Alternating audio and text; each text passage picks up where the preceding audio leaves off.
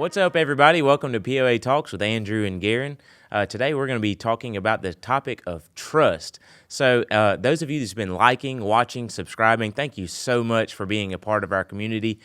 Recently, we received a great comment which we got a lot of value out of. So those of you that's commenting, just continue that. We read those and we love them. This recent comment we got, though, was really good because she said, never grab an angry dog by its ears. So wisdom. I mean, I'm going to just tell you, I gained so much out of that. So I know that a lot of you are going to gain so much value for your life. Never grab an angry dog by its ears. So Absolutely. Scroll through the comments. You'll learn wisdom as well. Absolutely. So today we're going to jump right into talking about trust. So in the context of trust, would you consider yourself, Pastor Andrew, on a scale from 1 to 10, do you consider yourself like a trusting person or not really a trusting person? Yeah, so by assessment, Okay. I am not a trusting person. I forget what the value was, but by opinion, my trust, I've had to be intentional with building trust in my relationships, in the organization that I'm a part of. Okay. I would say by character or personality, I'm 0.5. Okay. 1 to 10. I think it maybe stems from early on in youth, allowing certain things to go unaddressed. Yeah, for sure. And then certain things to be more embraced had created those negative traits in my personality. I think when we were discussing our topic for today, I think that's what hits home so hard with us is our world right now, trust is a major factor. Yeah, absolutely. If we could trust more, then across the board, I think we would be healthy. The problem is because of things that we can control or things we can't control, our trust is greatly diminished. There's questions we have. There's a lot of eroding trust. Absolutely. Because, again, of things that we can control or things that we can't control. And I think that's where, as we grow around trust, we begin to embrace things that allow us to enhance the trust in our life. I think it's super important that we identify in an organization or in a relationship that trusting God is a first step that we can have in our life.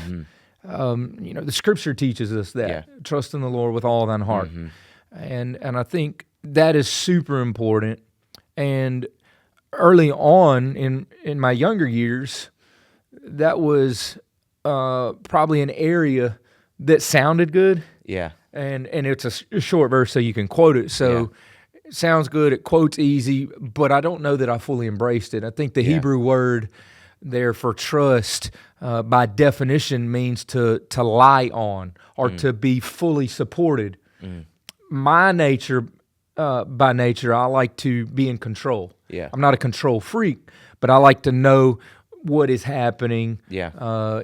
If I make this choice, is this going to be the result? If they make this choice, is this going to be the result? So I think, again, early on, as I aged and came through life, growing through life and through life's experiences, I didn't fully lean on. I could quote it. Yeah. I could tell everybody, trust God, but I never, until recently, have fully embraced, and that was through events. I never fully embraced that trust in the Lord. I love what Craig Groeschel says about trust. He says, if what we fear the most is often where we trust God the least. I like that, yeah. So what we fear the most is where we trust God the least. It's revealing it, yeah. Correct. Yeah. So I begin to, navigate through those things and process that, and I found it to be true in my life that even today, things that this day that could create fear in my life, I realized you may want to fully lie on or fully be supported by the knowledge of God. That's cool. That's so cool. So, for me, trust is super important. It's built through many small acts, small steps, if you want to say it that way. That's where trust is built from. Consistency, absolutely. For me, trust is supported by knowledge. Yeah. So if I know what is happening, and I begin to develop steps and study things, or in the organizational level, or in a relationship, if we take small steps in our relationship, then I begin to know you. It's the same in the relationship.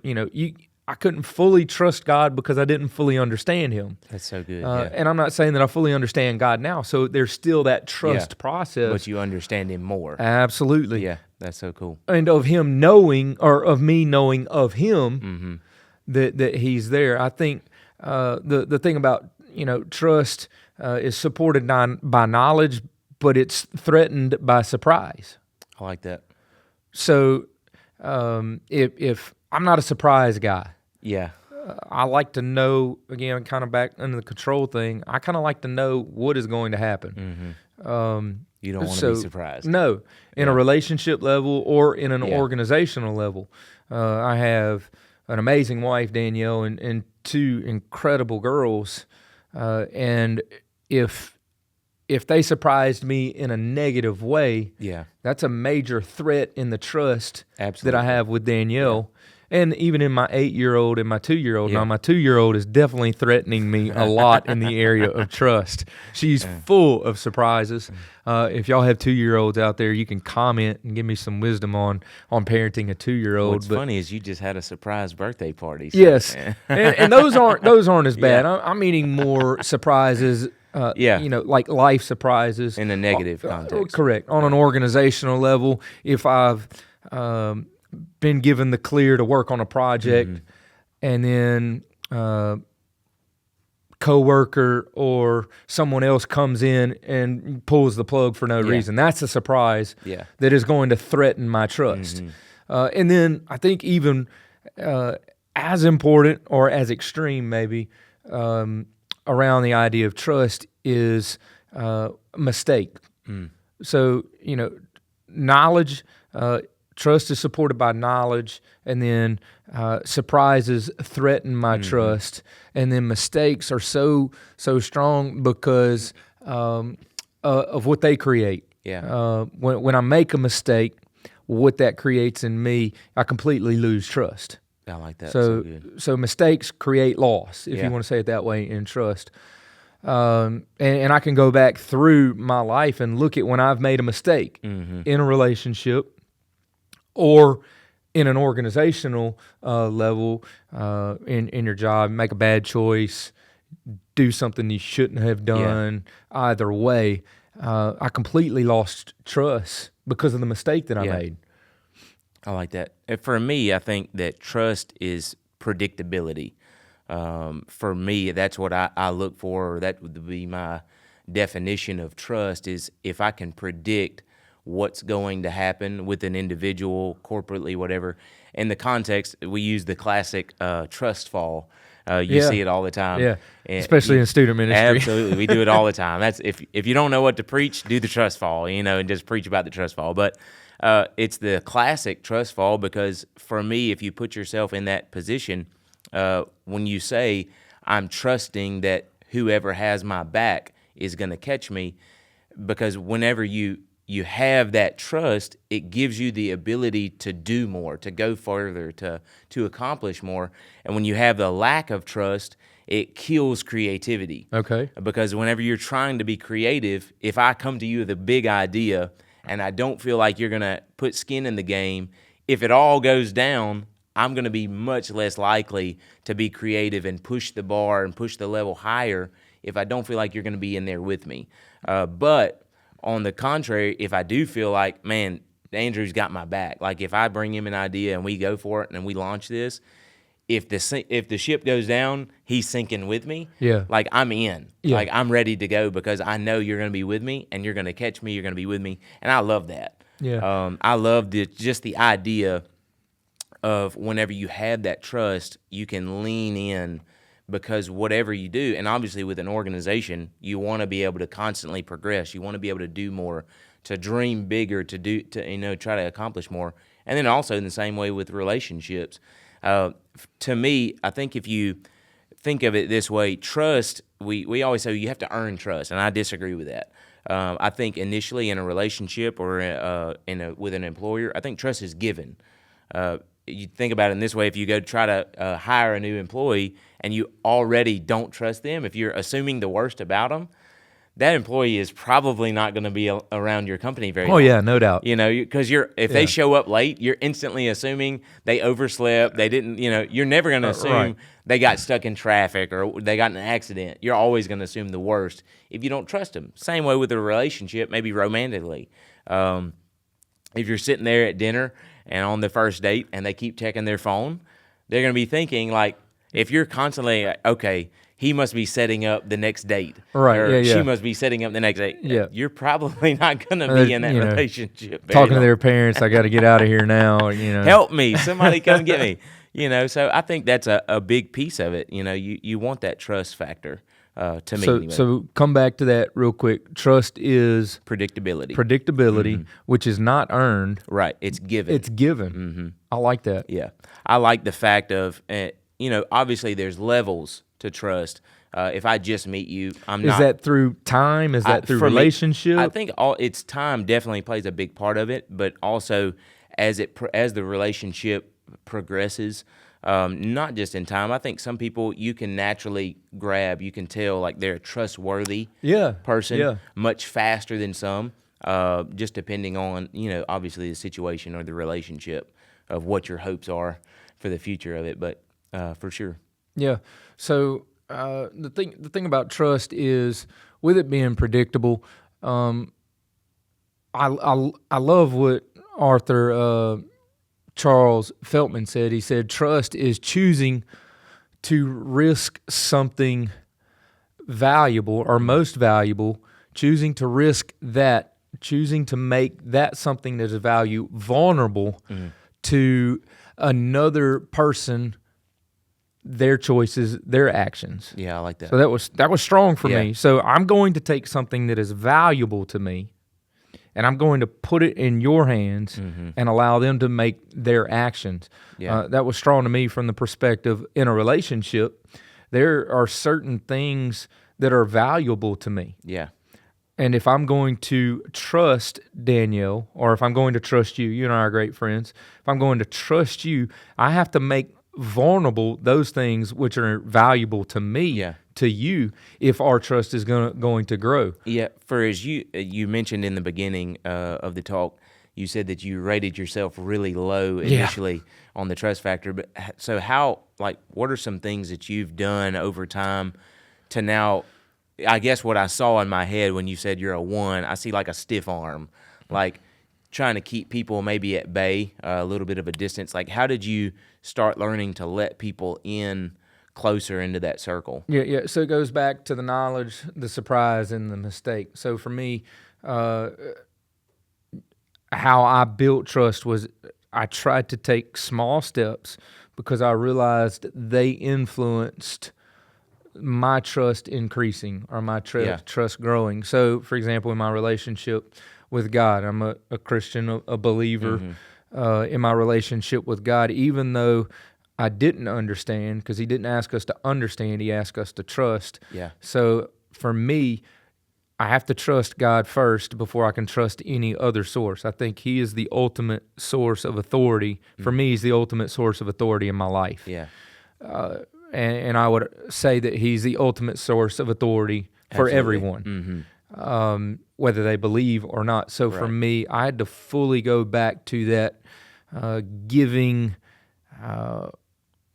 everything of me as I knew the knowledge side of it giving that to him. Like a surrendering. Yeah. Almost. So when you're back to the relationship thing, when you're a 16-year-old, I don't know that I was fully engaged on surrendering to God who my spouse was going to be. Yeah.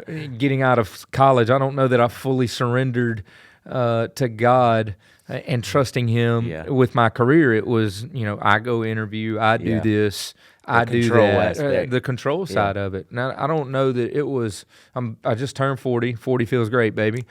I don't know that I fully started trusting. This sounds terrible, so you have to, don't misinterpret, but I don't know that, let me say this, my trust is significantly increased probably over the last 3 years. Okay. 4 years. I could go to a specific moment where it was, okay, God, I don't understand, but I'm going to fully embrace the trust. And when I did that, then it started lessening the surprises in my life. And hopefully it's allowing not as many mistakes. Because the scripture goes on to say He'll make the crooked path straight. So life's full of crooked, paths. So I think as I've done that, those other two aspects that I think are threats of trust to me have become clear, and less of those things have happened. Now, the thing about trust is once I make vulnerable to me that which is valuable, and I give that to you, which I have done in certain areas. In our organization, in our structure here, I was student pastor for a certain amount of years, right at 9 years, and then our team, through Bishop Anthony and Pastor Gentry, myself and Pastor Ryan, we, over the course of conversation, came to put our trust in you. And for me, I was probably the one that had the least amount of trust in that, just because I knew the job. It was super valuable to me. Students are amazing. I love students. So I knew a lot of good things about you. I had a lot of knowledge about you. There were very few surprises with you, and very few mistakes. So I didn't feel threatened. And I didn't necessarily lose out in my trust because of maybe one or two mistakes that you made along the way, just as you were learning and aging. If you're not making mistakes, you're not trying. So I think for me it was just, okay, He's doing these things, but this is something, so I've given 9 years of my life to this. This is super valuable. You get attached to it. Yeah, absolutely. But when I finally released it to you, it's way better than it was when I was student pastor, which I think is what trust does. It allows the relationship to be better. So if you're dealing with trust issues, as did I, that's probably the biggest issue in my life is trust. As I begin to implement small steps of trust into people or into the organization, it allows the relationship to flourish. It allows the organization to just flourish. And I've witnessed that. So what that does is then it encourages me to trust even more. It almost sounds like the carrot is progress, like the thing that we're chasing is progress, but the way we get there is trust. As we're trying to pursue after it, if you really want progress relationally or corporately in your business or on your job, you've got to get past that trust issue, huh? And I think early on there was quite a few events that happened in my life early on that were detrimental for me of trusting in my relationship with God. So things that happened that were out of my control, that I didn't understand why were happening to me. And then certain things happen organizationally, nothing major, just things that, just pick at trust. And I think where that has helped is the maturity of having conversation when those things happen and taking that small step. Don't try to, go from point A to the end of the Z overnight with it. Do it a small step at a time. I like the baby step idea. Do you have any is there any tips maybe we could maybe expound on? Is like, what could we do? Maybe somebody is struggling with the idea of trust. Maybe they've been in the situation where circumstances have eroded trust. Is there some things maybe that you've learned along the way? Yeah, so one thing that helped me the most was don't grab an angry dog by the ears. No, I don't grab an angry dog, period. Yeah, I know, right? No, seriously, I think it was, and not to be repetitive. No, for sure. But for me, what worked for me, I would take something extremely small. Okay. And I would go to that relationship, Okay. either an individual or organization. The issue that you had, the trust Correct. problem. Okay. So something really small, Okay. but was valuable to me, Okay. but maybe not necessarily as valuable as something else. Okay. I would share that with that individual or in an organization, team, coworker, boss, and see how they responded over a course of time. If they don't respond positively toward me, or they violate that, then I'm not going to share with them anything more valuable. Yeah.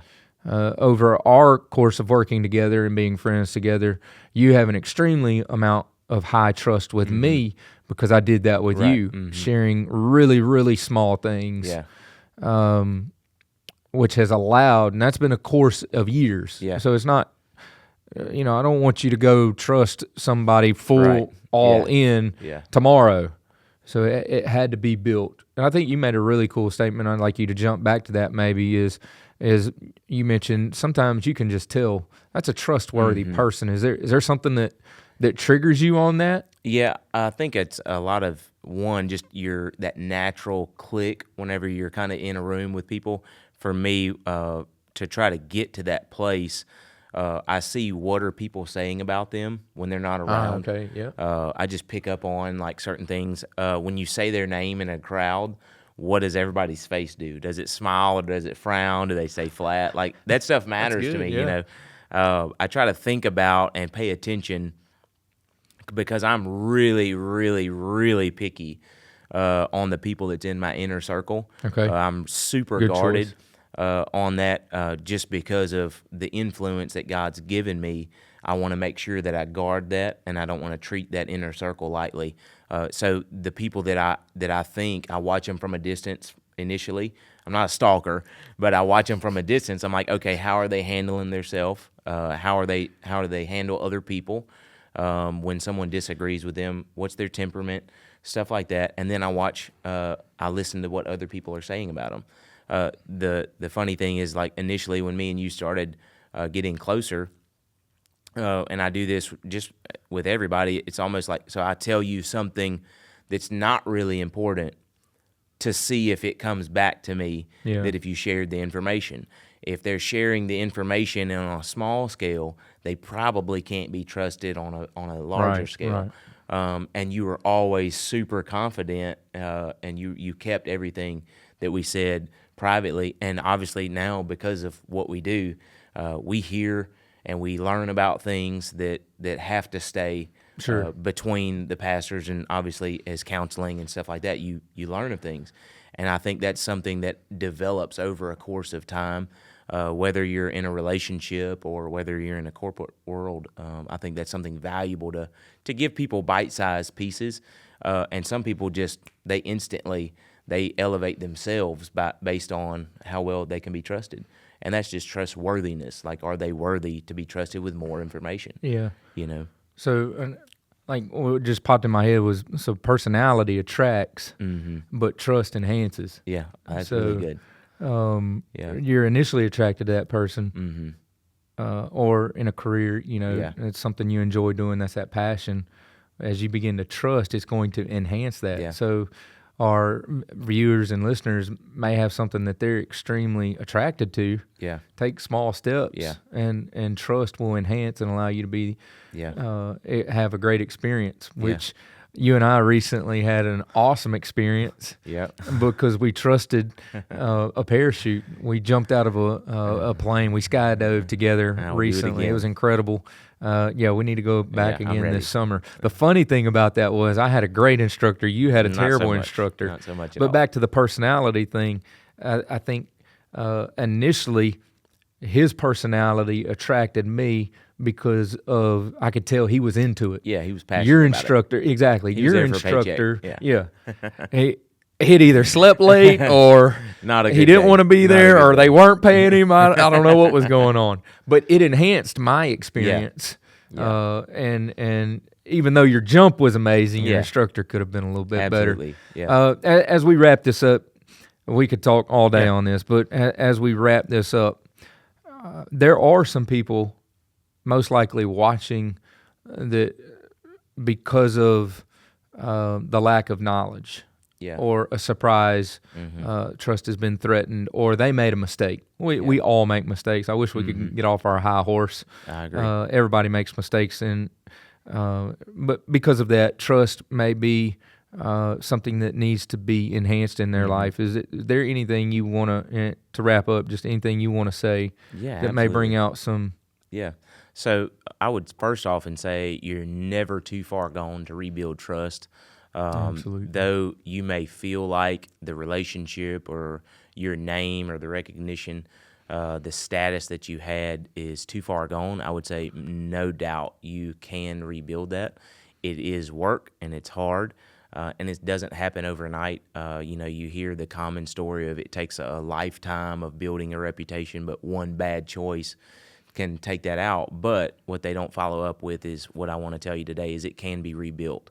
It's going to take that. work. Yeah, I like it's going to that. take effort. That's so encouraging. But it is possible to rebuild your character. It is possible to rebuild trust with a spouse, with an employer. They need to see sincerity. One, obviously, you need to go to whoever. If you feel like you've damaged that area of trust, that you need to lean into that. One, own it, own the mistake, own what happened, take responsibility, but then step into it and say, yes, I own what I did, but I'm not going to stay here. I'm going to do what I need to do to fix it. And then the next step, obviously, as a Christian, in the mindset, number one, and you kind of led in with it, was God is the ultimate authority. Right. And so, one, we have to learn to trust God. As a Christian, that's the foundation so of tough. everything we do. So, number one, we But got to... doable. Yeah, Tough, it but is doable. no doubt doable, and you're living proof of that. Yeah. So, one, you have to trust God. That's the foundation of everything. And then, two, trust the one that God created. And the one that God created is you. You're the one God created. He uniquely formed you. You're not a mistake. You're not an accident. He intentionally planted you here on this earth for a purpose. And so with knowing that, learn to trust that you are who God wants you to be. It hasn't been fully revealed, and you may have made some mistakes, but trust yourself. Sometimes when we make a mistake, it kills our confidence.